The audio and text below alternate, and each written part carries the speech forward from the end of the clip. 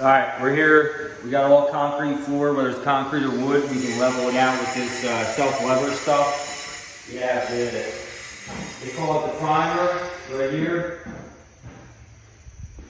The primer here, it gets diluted, and then you either mop it or roll it onto the floor. You have to let it set up for about an hour, so it adheres real well. Concrete obviously adheres better with other concrete surface. So we did all that. Everything's cleaned up. We rolled it. We got it primered.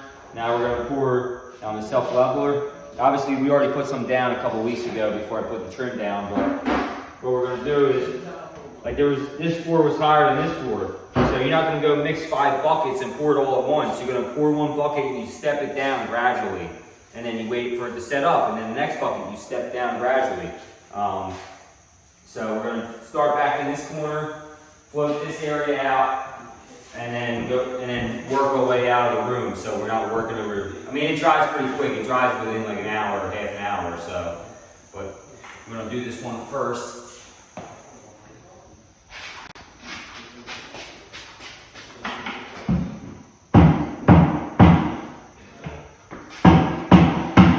You're gonna grab yourself a trowel. I don't know where to put mine.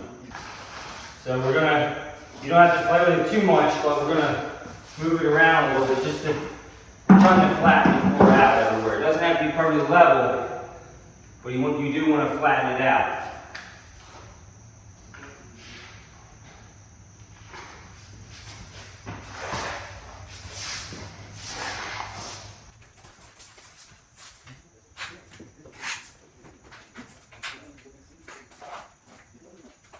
All right, once you pour it down, let it set up a little bit, just a little bit, and then you start spraying these edges.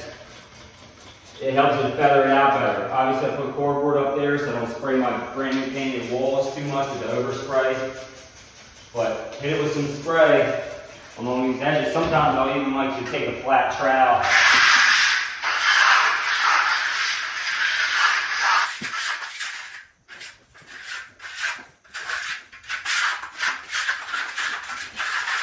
It ain't gonna be perfect. It won't be perfect, but you kind of want to get it. You won't notice a little bit, so you want to get it as best as possible. And then let it set up, and then we'll work that corner all the way out to here and keep going.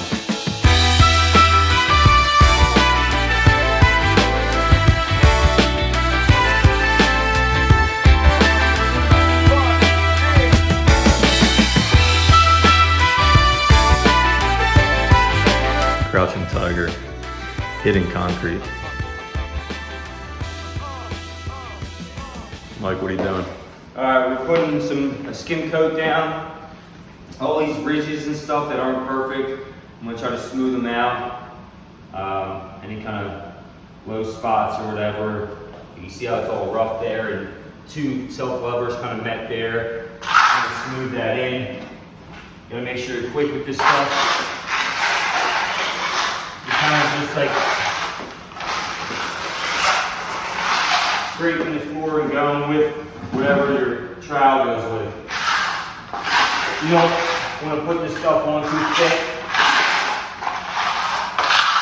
If you want, you can let it set up and then go over the second time and try to feather it out more, but don't try to feather it out like in the first shot. It's like a thick drop. So just make sure you're quick with it. You want it watery.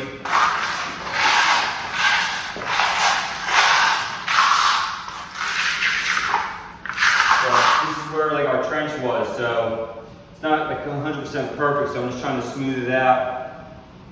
Get him away from here.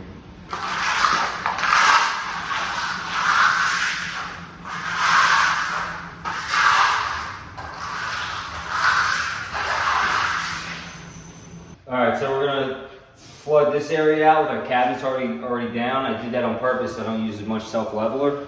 But the thing is, when we flood this area out, we got a seal underneath our cabinets, else the leveler's gonna go underneath there too, and you're gonna waste it. So I just got some crappy caulk or whatever. You always gotta make sure you seal any holes or whatever that the self-leveler can go down. If you're on the first floor and you have a basement, you have to seal all your penetrations through the floor or anything that could, any smallest hole possible. So like in this case, I'll use quick set and caulk, 30-minute ready. It'll be good enough in 30 minutes that it won't allow it to droop underneath the cabinets. But if you have like big gaps, or if you're on the first floor, sometimes I'll go around at the bottom of the baseboard and spray foam to seal it out. That way you're making like one big area that's not waterproof, but it won't allow the self-leveler to go down. You can use fire, caulk, spray foam, but here it's a slab. I just want to keep it from going underneath the cabinets. I'm not too concerned, so I'm just going to caulk underneath here. It's strappy caulk. I haven't used it forever. Surprised it's even good. And that's what you want to do before you put self-leveler down. You want to keep stuff out.